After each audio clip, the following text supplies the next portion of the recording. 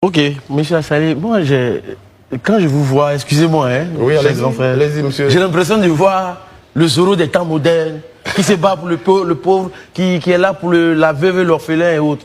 Mais vous êtes maire de Tchachalé. Oui. Quel propos avez-vous tenu avec vos collègues d'Abidjan pour qu'eux aussi soient au front avec vous, pour ne pas que vous soyez seuls dans ce combat? Non, mais c'est pas en tant que mec que je suis ici.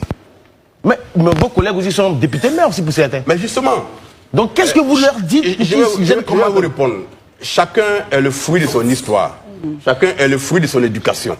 D'accord? Moi, je connais, nous sommes le 29. Le 29, non? Dans 2 jours, bien dans 24 heures, je vais recevoir un message d'une banque. Très bien. Qui va me dire que les Ivoiriens se sont cotisés et qu'ils m'ont fait un virement de 3 millions en tant que député. Quand je m'ai arrêté sur l'argent là, quelle est la responsabilité qui est derrière en tant que député? Quand les Ivoiriens sont en train de gémir de douleur parce qu'on pétine leurs droits et qu'on sort, et que le député que je suis, on dit ta mission là, c'est de vérifier que les droits des gens sont respectés par l'État. Et que je vois que les droits sont piétinés, et je vais prendre 3 millions sans m'exprimer, sans défendre ces Ivoiriens là. Je suis à quel niveau de ma fonction? Je suis en trahison de ma fonction.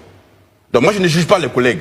Moi je dis, j'ai lu les textes qui encadrent mon travail de député, et je suis dans ma fonction à faire ce que je fais ici maintenant. En gros, vous êtes le meilleur député du moment? Non, c'est pas l'affaire de meilleur député. Moi, j'applique. Peut-être qu'à la décharge, moi, je suis indépendant. Moi, avant de venir ici, je n'ai pas appelé le président de mon parti pour lui demander son accord. Voilà la différence. Un député du RADP ne peut pas venir ici sans l'accord de quelqu'un. PDCI, c'est pareil. PPAC, c'est pareil. Moi, je n'ai pas cette obligation-là. Et donc, j'ai la liberté d'appliquer toute ma fonction. Je ne dis pas que je suis le meilleur, je dis j'applique les textes qui encadrent ma fonction. Est-ce que quelque part, tout à l'heure, à vous entendre, vous nous avez donné le salaire du député, c'est ça? Oui, mais c'est officiel, ça, c'est pas... Non, parce que très souvent, voilà. Ici, vous en faites pas, ça fait un moment que je fais cette émission, on a reçu ici le secrétaire général de l'Assemblée nationale pour nous donner l'ensemble des émoluments des députés. Cela a fait l'objet quand même de réserves, etc. Bon, moi, vous qui êtes indépendant. Je le dis clairement. Très bien, c'est intéressant. C'est de l'argent public, en fait. On est d'accord, mais moi je partage. Il n'y a pas de réserve dessus. Bien sûr.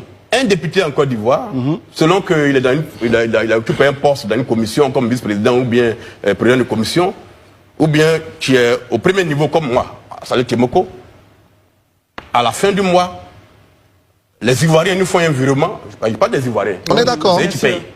Les Ivoiriens nous font un virement de 3 52 000 francs. Très bien. Net d'impôts. D'accord? Oui, c'est les députés. Net d'impôts. Oui. Non, on paye les impôts, mais quand on a fini de prendre tout ça, il reste encore 3 millions. Il reste 3 millions. Ensuite, le député, il a un passeport diplomatique. Ce n'est pas rien. Il a une assurance. Il a des exonérations aussi, il faut qu'on oui, non, j'arrive. Il a une assurance 100%. Maladie. Il a une exonération fiscale pour acheter une voiture. Voilà, globalement, les avantages qui sont pour les députés. Mais ça, ce n'est pas des choses qu'on doit cacher aux Ivoiriens. On est d'accord. Et donc, quand le peuple t'a offert tous ces avantages-là, en retour, lui gagne quoi? Que vous parlez au nom du peuple. Mais que vous parlez au nom du peuple? Mais c'est logique, quoi. Il n'y a rien d'extraordinaire dedans.